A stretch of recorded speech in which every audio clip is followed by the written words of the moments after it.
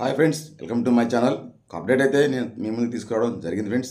పెన్షన్ల గురించి అయితే మనకు ఒక అప్డేట్ అయితే రావడం జరిగింది. ఆ అప్డేట్ ఏంటనేది నేను మీకు పూర్తిగా అయితే వివరాలు అందిస్తాను. అప్డేట్ ఏంటంటే మన పెన్షన్దారుల్లో ఒక పెన్షన్ ఇచ్చే యాప్లో ఒక 8 ఆప్షన్స్ అయితే వచ్చాయి. మన సచివాలయం సిబ్బందికి ఆ ఆప్షన్ ఉపయోగించే అవకాశం కూడా వచ్చింది. ఉదయాన్నే 8 గంటలకి 7 గంటల నుంచి స్టార్ట్ చేసి పెన్షను అంటే రేపు 1వ తేదీ నుంచి పెన్షను ఒక శనివారం రోజు 6 గంటలకు కాకుండా 7 గంటలకు స్టార్ట్ చేయబోతున్నారు. ఇక ఈ నెల వచ్చే నెల మార్చి నెల నుంచి 7 గంటలకైతే పెన్షన్ అయితే ఇవ్వబోతున్నారు. ఆ పెన్షన్లో అయితే కొన్ని మార్పులు అయితే వచ్చాయి.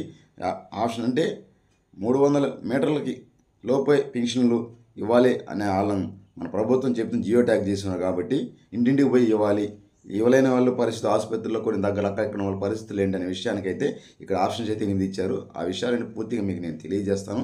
తెలుసుకునే ముందు మీరు నా ఛానల్ని ఫస్ట్ టైం చూస్తున్నా ఇట్లాంటి లేటెస్ట్ అప్డేట్స్ కోసం పెన్షన్కి ఎప్పటికప్పుడు లేటెస్ట్ అప్డేట్స్ కోసం తెలుసుకోవాలన్నా, ప్రభుత్వం నుంచి ఎటువంటి అప్డేట్స్ వచ్చినా మీకు ముందుగా తెలియాలన్నా నా ఛానల్ని మీరు విజిట్ చేస్తున్న వాళ్ళు, ఫస్ట్ టైం విజిట్ చేస్తున్న వాళ్ళు మీరు నా ఛానల్ సబ్స్క్రైబ్ చేయండి. ఫస్ట్ టైం చూస్తున్న వాళ్ళు అలాగే లైక్ చేయండి. లైక్ చేస్తే చాలామంది చేరువవుతుంది. ఇంకా లేటెస్ట్ అప్డేట్స్ కోసం నా డిస్క్రిప్షన్లో వాట్సాప్ ఛానల్ అయితే ఉంది, ఫాలో అప్ చేయండి ఫ్రెండ్స్. మనం పూర్తిగా అయితే వివరాలకు వెళ్ళిపోదాం. ఒక్కొక్కటి 8 ఆప్షన్స్ ఏంటి అనే విషయాలు అయితే నేను అందిస్తాను. మనం టాపిక్లోకి వెళ్ళిపోదాం ఫ్రెండ్స్.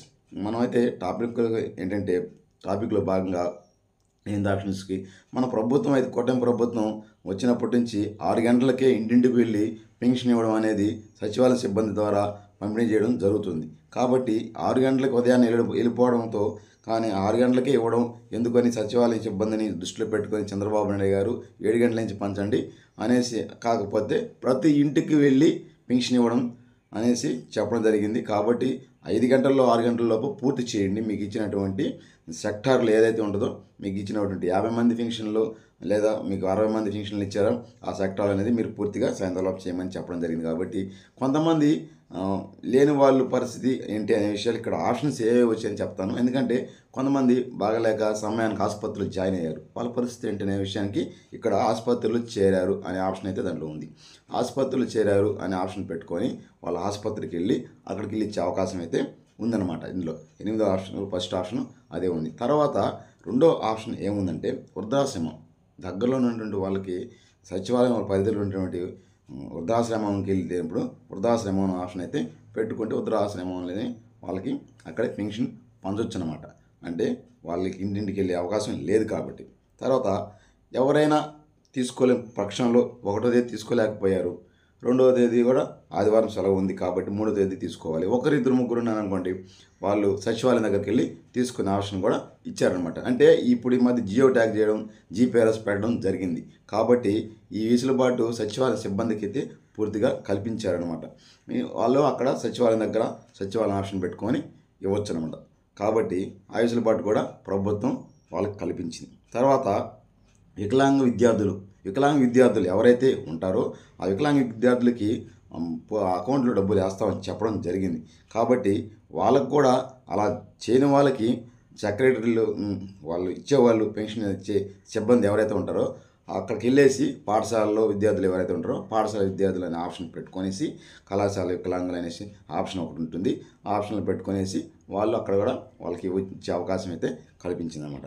తర్వాత పెన్షన్ సెక్రటరేట్ స్థానానికి వచ్చిన వారు ఎక్కడ తీసుకోవాలనే విషయాన్ని కూడా అక్కడే పెన్షన్ సెక్రటరీ అంటే సచివాలయం సిబ్బంది సచివాలయంలో కూడా అది తీసుకునే వెసులుబాటు కూడా ఉందన్నమాట. ఇంకోటి ఏంటంటే బదిలీ, ఇక్కడి నుంచి వేరే సెక్రటరీకి అంటే ఈ పెన్షన్ నుంచి ఇంకొక ప్రాంతానికి బదిలీ చేసుకునే అవకాశాన్ని కూడా అక్కడ కల్పించారు. ఇదైతే వాళ్ళ శుభవార్త అనుకోవచ్చు. ఎందుకంటే అక్కడి నుంచి ఆ ప్రాంతానికి నుంచి 10-20 కిలోమీటర్ల కోసం వస్తుంటారు కదా, అలాంటి వాళ్ళు 10-20 కిలోమీటర్లు రాకుండా అక్కడికే మార్చుకునే వెసులుబాటు అయితే ట్రాన్స్ఫర్ అనే పెన్షన్ ఆప్షన్ అయితే వచ్చింది.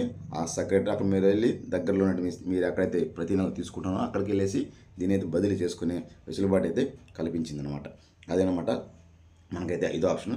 6వ ఆప్షన్ అంటే పెన్షన్ ఇన్స్టాల్మెంట్స్ సిగ్నల్ సమస్య కారణంగా, అంటే పెన్షన్ ఇంట్లో ఇస్తున్నప్పుడు వాళ్ళ ఇంట్లో సిగ్నల్ ప్రాబ్లం ఏమైనా ఉంటే బయటకు వెళ్ళి సిగ్నల్ వచ్చే దగ్గర ఇవ్వచ్చు అనే ఆప్షన్ అయితే అక్కడ ఇచ్చారు.